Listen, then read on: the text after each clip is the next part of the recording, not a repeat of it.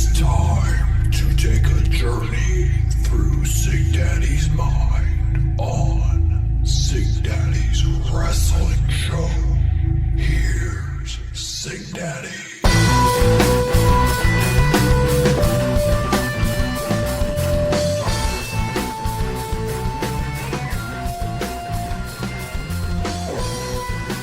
Hello and welcome to another episode of Sig Daddy's Wrestling Show. I'm your host, Sig Daddy, and it is the week in review for this week. It's going to be a little bit of a bridged version. Unfortunately, I'm sorry about that.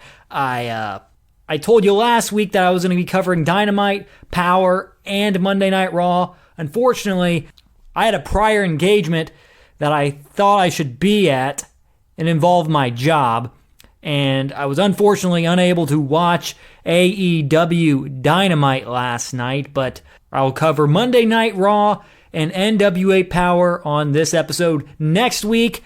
Hopefully we get back to normal where I do my Monday Night Raw, NWA Powerrr, and then AEW Dynamite rundowns.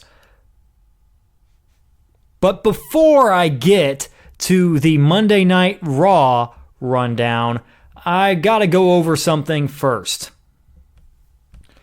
It was reported on WWE Backstage that John Morrison and WWE have finally come to terms on a multi-year contract. So I heard about, there was the rumor swirling and stuff that he did sign. It didn't become official until Tuesday night. But yes, John Morrison has returned to WWE. If you want to get my thoughts on that, I had a podcast about a month and a half ago, where I kind of talked about his return and what matches I was kind of excited to see him in once he gets back into WWE. But that can be found in the archives, Sig Daddy's Wrestling Show on Podbean, Apple Podcast, and on Spotify. But let's get this thing rolling with the Monday Night Raw rundown. It opens up with Charlie Caruso interviewing AOP as they enter the arena. They speak. Nothing's really said in English, and then Charlie says she doesn't speak Albanian or Punjabi. And they say she looks very nice, and then just walk away. And the great thing we got from this was Samoa Joe back on commentary. And I was reading online that Dio Madden, he's not coming back to the commentary booth. Supposedly, Vince McMahon and Kevin Dunn did not like him on commentary, like what he was doing on commentary. I didn't think he was bad. Personally, I enjoyed Dio Madden on the Monday Night Raw commentary team because Jerry Lawler, I just don't think he's, I don't know. It's just not the same as 10, 15 years ago. It doesn't seem like he's as prepared as he used to be, or it's just his style doesn't work today. But yeah, we got Joe back on commentary again. And then Seth Rollins comes out to apologize, says he likes his job. He likes to get everyone motivated to be the best, and they're all family there. Apologized to the locker room, and especially Mr. Kevin Owens himself, Mr. Stun Owens Stun. KO says this apology smells like he did it in a really roundabout way, and then he finally got to say BS pretty much.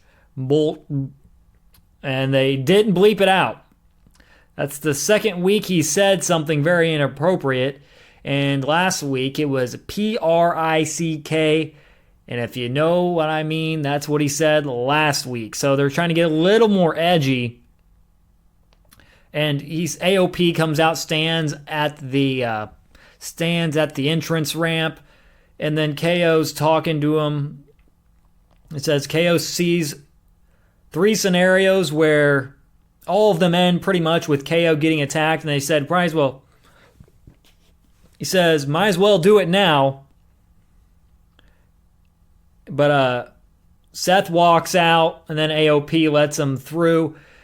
Seth says he doesn't think, Seth mentioned in this that he's not involved with AOP. They're not working together, but it's teasing like they are as AOP let him through as he was walking up the ramp. And honestly, I think Seth Rollins is so much better as a heel than he is a face. I don't know. He just comes off as really, really, really corny as a face. But his character right now is more suited for heel work. And then KO eventually comes down. Not KO. Lana enters. KO banters with Lana, and it was absolutely hilarious because he was saying the things that we've all wanted to say, pretty much. He's pretty much saying what every fan is thinking right now of this Lashley and Lana angle with Rusev. But yeah, he was speaking on behalf of the fans. He said at one point, like at the right beginning, he says, "Nobody cares about you." And it pretty much summed up all of our feelings on this storyline. And KO putting out the really good promo work. Really good promo from KO. It sets up KO versus Lashley. AOP, it was more about AOP showing up late in the match to beat down KO after a pop-up powerbomb. Really, I thought the commercial break hurt the match because we didn't get to see a lot of the match. A lot of the match was during the commercial break. KO won it by DQ, but I just didn't think, what was the point of having this match? If the same thing could have been accomplished in the opening segment where KO's wanting to get beat up, and I think it would have made more sense if they would have had Rollins walk up the ramp and AOP just come down and ambush KO. I just thought this was a pointless match that didn't really go anywhere. Then there was a post-match interview that Bobby Lashley was saying he knows nothing about AOP, but the only thing he cares about is Lana, that Lana's okay. And then Lana, she's complaining about getting booed. Rusev comes out and attacks. There were bodyguards present at the ring at the beginning of the match. I forgot to mention that, but Lana slaps an officer. Both are arrested, which made no sense because Bobby Lashley didn't really do anything at all. He just got arrested for absolutely no reason. That doesn't make any sense. The logic behind that was absolutely baffling to me because Bobby Lashley didn't do anything to get arrested, really. Rusev attacked him. If anyone was supposed to be arrested again, it would be Rusev. And I just, from a logic standpoint, I didn't understand that at all. Lana slapping the officer, yes, that does warrant an arrest. But yeah, it was just, I didn't think that made sense hardly. But at least we got some kind of payoff. But it just didn't make any sense. Street Profits, funny scene. As they were getting escorted away, Street Profits and R-Truth look on. Then we get Drew McIntyre versus Akira Tozawa. But what are we doing right now with Drew McIntyre? I hate bashing on WWE every week. I would love to say positive things continuously. I'd love to have a great rundown of Monday Night Raw, but every single week I get let down and these shows drag on. But we get Drew McIntyre versus Akira Tozawa. Tozawa's been looking really good recently. But I just wish they'd give Drew McIntyre an actual storyline. This doesn't really do anything for anybody. And honestly, if he needs to pick up some wins against some big names, if he's ever going to be world champion, I was reading that there was supposed to be this push for Drew McIntyre, but where's the push? I haven't seen any signs of a push on television. Akira Tozawa got a little hope during the match before he got his head absolutely kicked off by a Claymore kick. Then after the match is over with McIntyre winning, McIntyre challenges Randy Orton before the commercial. Then following up the interaction they had last week where they were chopping each other, kind of look and poke, and Orton actually pokes him in the eye. Then McIntyre describes what he did as stupid, just playing off Orton pretty much. And as Orton and McIntyre face off, the OC comes out, and they're butthurt because Orton costed AJ Styles the U.S. title. And then McIntyre says it's an OC Styles problem and then leaves.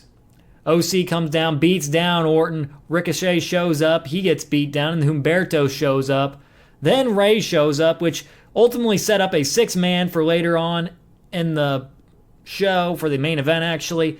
I just thought there was way too much crap going on. Randy Orton's involved with like 6 different storylines right now, I feel like. Because feels like he's involved with Ricochet, he's involved with Styles, he's involved with McIntyre. He has like 3 different side stories going on right now, which is incredibly confusing. Up next was Tony Nese versus Aleister Black, and yet another cruiserweight has been practically treated like a joke since he's been brought up to the main roster, including Gulak. It's now Tony Nese. Since they've appeared on Raw or SmackDown, they've been kind of treated as jokes, as I've mentioned. And it's going to really take forever to repair Aleister Black, as he has been horribly underutilized. And I love Aleister Black, but the crowd honestly didn't really care all that much. And honestly, they've done nothing to make me care about Aleister Black ever since he's been brought up to the main roster. He had that little mini push at the beginning when he was doing tag team work with Ricochet, but ever since then, he's kind of been here and there, not doing these worthless promos on television, saying he wants to pick a fight. But Buddy Murphy, as this match is going on, or after the match, says Black takes himself way too seriously and he needs to calm him down. And pretty much, and Murphy says he'll be the one to do it if he doesn't do it, saying Black, himself. At least we're going to get good matches out of Murphy and Black. And at least looking forward to that. At least it's some kind of storyline for Aleister Black. Up next, we get Andrade versus Eric Young. All right match. At least we got to see Eric Young get some offense in, as he's been dangerously underutilized. He hasn't been hardly on TV this whole entire time. He's been on the main roster, it feels like. And I also like this. This was one part of the match I really enjoyed. It was that Selena Vega did not get involved in the match. One thing I like to say is that Andrade, like I said, isn't going to go anywhere until he starts beating some high-profile competition. There was, honestly, this show had way too many squash matches. It had at least 3 or 4. The one with Black, No Way Jose versus Rowan, the Viking Raiders. We got 3 squash matches on this show. Why? But after the Andrade match, Andrade gets the win. Michael Waltrip, NASCAR guys are ringside. It's they're in Nashville, Tennessee, so kind of like a big area for NASCAR. Michael Waltrip reveals himself as an official. R-Truth ran out. Kyle Busch ends up rolling him up, wins the 24/7 title. Then we get an interview with Charlie asking Seth why he didn't help KO when he was attacked. And Seth says, no matter what he said or did, he says something along the lines of, everybody can be a critic, but not everybody has what it takes to be a leader. Just another corny thing from Seth Rollins. Hopefully, he will embrace that heel character fully here pretty soon. And then we get Rowan talking to his thing in the cage, which I honestly don't think it's anything. It's going to be the biggest letdown ever anyway.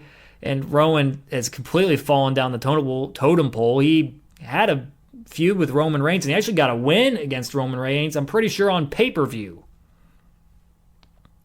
Way too many people on the roster, and too few spots. This is why you don't overload on talent, because you can't utilize all of them. A smaller roster would help quite a bit. Up next, we got Charlotte versus the Kabuki Warriors in a handicap match. I thought this was the best thing on the show by far. I thought it was a really good match. I like the story that they were telling here, with Flair almost getting it done without a partner. But if she had a partner, she would have been able to beat him probably. The rumored match at TLC is Kabuki Warriors versus Flair and Lynch in a TLC match for the WWE Women's Tag Team Championships. I like the finish. It was where Sane makes the blind tag. Charlotte puts in a figure eight actually, on Asuka. And then the insane elbow as Flair was bridging up hits, and they get the pin and the win. This is ultimately setting up Flair getting a tag partner, and it's probably going to be Lynch. Like I said, that's what the rumored match is. But I thought this was the best thing on the show. Very good action. Some good drama during this match. And Charlotte Flair just falling short against the Kabuki Warriors. And then also a rumored match coming up at the Royal Rumble is Asuka versus Becky Lynch. That's the rumored match for the Royal Rumble. Up next, after that, was the Viking Raiders versus the Jobbers. Shaking my head once again. It was very stupid. 3 matches at least were squashes. Sorry about that. My Snapchat was updating as I'm talking. But what good does this do for the Viking Raiders ultimately? The Viking Raiders still, they're having squash matches when they are the Raw Tag Team Champions. Where are the other tag teams? And still, I remember watching this, and still the fans did not care one bit. They've done nothing to make me care about the Viking Raiders. They've given them a couple of decent matches, but hardly ever have they faced solid competition. It's mostly been squash matches this whole entire time. They've either been on the main roster as they've been on the main roster and as champions, they've gotten a bunch of squash matches, not a lot of legit matches.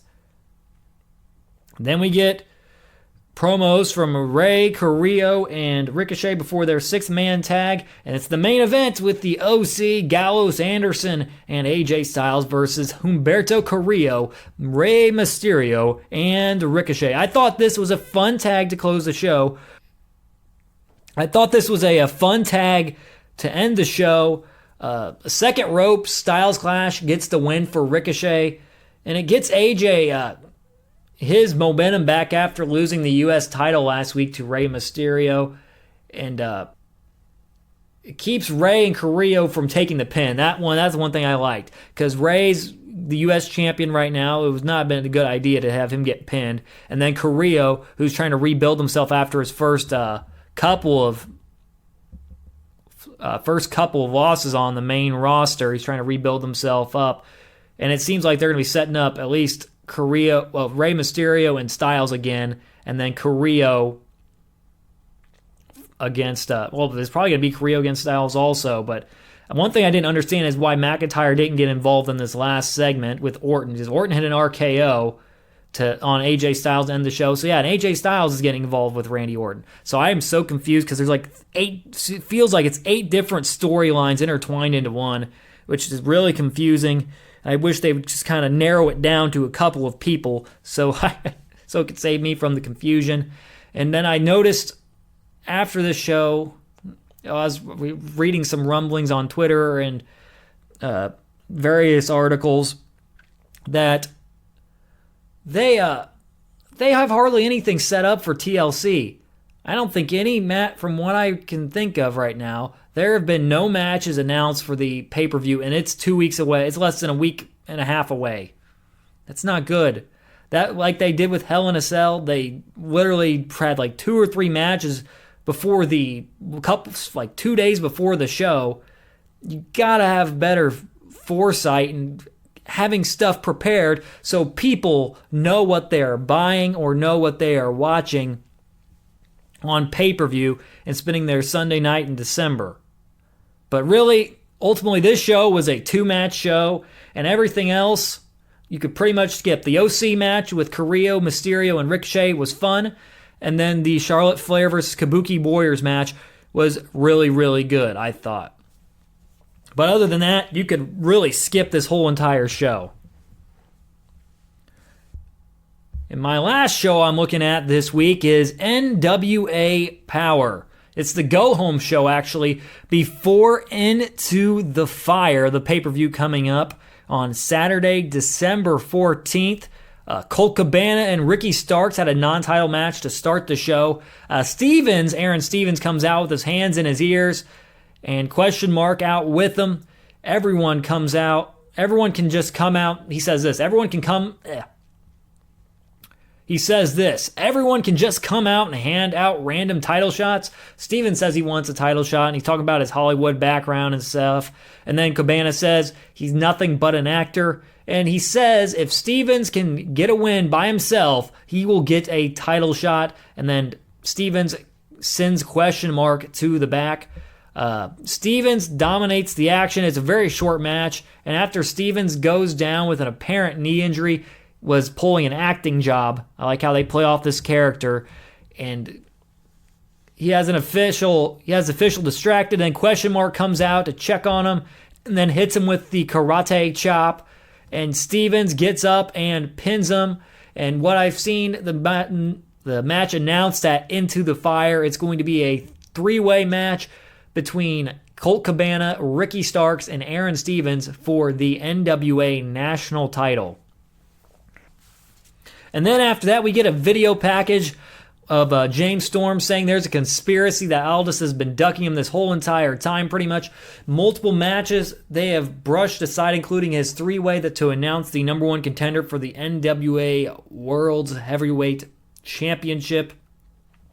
And there was a caveat added to this title match, as each wrestler gets to pick their own official for each of the first 2 falls. So James Storm picked Brian Hebner. And if it comes down to a 3rd fall Into the Fire, it's a 2 out of 3 falls match between James Storm and Nick Aldis for the NWA World's Championship. And like I said, Brian Hebner is Storm's official. And then Storm says if Aldis referee screws up, he's going to put him through absolute hell. And then I thought it was effective. I thought it's a little interesting addition to the match, kind of a little more add-on, causing some maybe controversy you'll hear later on with Nick Aldis' official. And then if it comes down to, like I said, the 3rd fall, it's a flip of a coin. So for which official will get to officiate the 3rd and deciding fall, if it comes to that, at Into the Fire here in about a week and a half. And then after that, we got to see Melina do an interview where Melina says she's there. She's pretty much reiterating what she said last week. Excuse me. She was just reiterating what she said last week on NWA Powerrr, and she's kind of out here to bring out the best out of the division, and says it's the first time Allison Kay will have to work hard for something. And then Kay says she'll smack that smug look off her face. And then Kay thinks she's afraid to fight her own fights, and Melina teases going into the ring with Kay. Kay throws her shoes into the ring. And Bella and Rosa come out to jump her 3-on-1. And then there's a tag match at Into the Fire between Ashley Vox, Allison Kay. Those are on one team. And then it is Melina and either Marty Bell or Thunder Rosa in a tag team match. After commercial, we get Ricky Morton, Bob Gibson cutting a promo before their big NWA World Tag Team Championship match. It's them against Wild Card. Kind of talking about how they're going to be 9-time World Tag Team Champions, NWA World Tag Team Champions. And then we get the follow-up from just James Storm's promo with Nick Aldis talking about Storm. He says he inserted himself in a situation that he wasn't even involved in, and that he turned that one-on-one match between Ken Anderson and Eli Drake into a 3-way. That match never aired. And he says, all this goes on to say that James Storm is a mid-carder, and he kind of throws a little TNA blurb in there, says they aren't in TNA anymore. And that 3-way was a bunch of chaos with a bunch of interference. And Aldis told him that the only reason he's getting a title match is because of him, and he requested it. And Aldis says he deserves to drown in his own BS. It makes him regret every second of running his mouth. We'll find out who wins that 2 out of 3 falls. And he chooses, of all guys, Tim Storm as his referee. And I think it's a nice development in the story for Tim Storm, as Aldis has kind of been trying to help him keep his head up after he's lost his last chance at an NWA World Heavyweight Championship opportunity. So that'll be interesting to see where Storm goes. I'm assuming that's going to go like this. It's going to be Tim Storm deciding the third fall, and we'll see what Tim Storm actually does. As Aldis has tried to pick him up, but he could be playing him. And then Camille, like he says, it's her own decisions. He gets asked about her, and he says if you don't see Camille, he reiterates what he said last week. Her decisions are her own, and all the questions and controversy, it is rendering her ineffective, and she will not be ringside at Into the Fire, which I assume she's going to get involved somehow, and we could maybe see a new NWA World Heavyweight Champion, or she was just playing James Storm this whole entire time. But I thought this was effective both ways. I enjoyed it. Really, really enjoyed it. I really enjoyed these separate segments between Nick Aldis and James Storm as it is building up the title matches at Into the Fire here on December 14th. Unlike what WWE is doing, they haven't really built any matches up for their pay-per-view, which is literally around the same time frame. At least we have the matches promoted and ready to go and see if fans want to buy the pay-per-view, which is actually a really good bargain. $24.99 on Fight TV if you don't get it on the Fight app. If you don't get it by December 7th, if you get it before December 7th, it is $19.99, so a good bargain if you want to watch NWA Powerrr. Oh, NWA Powerrr, NWA Into the Fire on pay-per-view. It'll be on the Fight app. And then the main event, we got the wild cards. Royce Isaacs and Thomas Lattimore against the Rock and Roll Express, Ricky Morton and Bob Gibson. And I thought they ultimately did a pretty good job of limiting Morton and Gibson's bumps, as they're both over 60 years old. And I liked how they used the arm work on Robert Gibson as a kind of a crutch. But honestly, this was about as good as you can expect from two 60-plus-year-olds. But I thought it was a good little feel-good moment. Morton ultimately won with a roll-up, and it was a nice little moment to see Jim Cornette in there with Robert Gibson and Ricky Morton, 9-time champs. And I just hope, honestly, this is short-term. They're not a long-term champion. I don't. I just hope this isn't long-term. I hope it is a little short, maybe few-week reign for them, and actually give it back to wild cards. We could see that at Into the Fire, I feel like.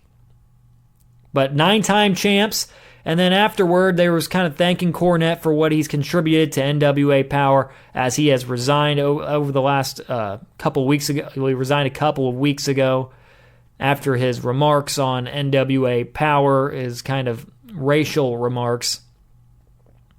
But they thank him, and then at that they reveal Nick Aldis reveals the newest member of the broadcast team will be joining Galley. It will be Stu Bennett, formerly known as Bad News Barrett, also formerly known as Wade Barrett. He should be an interesting addition to the broadcast table. He'll bring a different outlook on the show. And I'm actually excited to see what he can do on commentary, because I've never really heard him on commentary before, but it should be fun. But honestly, I thought NWA Powerrr was another solid 46 minutes, actually, of wrestling TV on YouTube. Very easy to watch, and it just made everything makes sense. And that's what I ask out of wrestling, is for things to make sense. I really enjoyed that. And then honestly, that was my show of the week, NWA Powerrr. If you haven't already, you can binge watch it on YouTube. It's very easy to watch. Just go on the NWA's YouTube page and go and watch that there. Very enjoyable, very quick watch, very fun watch. Some shorter wrestling matches, but some very good promo work just the same. But that's going to do it for me this week on this episode of Sig Daddy's Wrestling Show, the week in review for this week. But next week, we will return to the normal format. I promise this time. I'm not going to say, I lied, and do it again. I will return to the normal format that we are used to, where it's Monday Night Raw, NWA Powerrr, and AEW Dynamite. As always, make sure to follow me on the socials, Facebook and Twitter at Sig Daddy Wrestle. And if you haven't already, subscribe to the podcast, Sig Daddy's Wrestling Show, on Spotify, Podbean, and on Apple Podcast. Until next time, this is Sig Daddy signing off. Thanking you all for listening, and so long, everybody.